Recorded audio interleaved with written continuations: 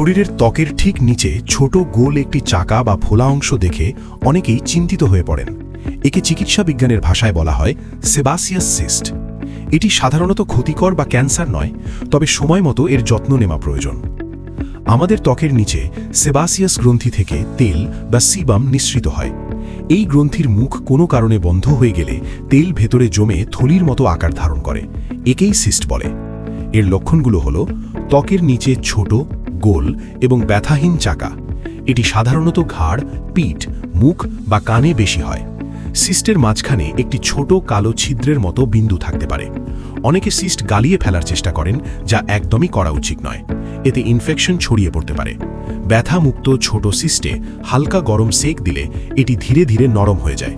প্রচলিত চিকিৎসায় সার্জারিকে গুরুত্ব দেওয়া হলেও হোমিওপ্যাথিতে রোগীর শারীরিক ও মানসিক গঠন বিচার করে চিকিৎসা করা হয়।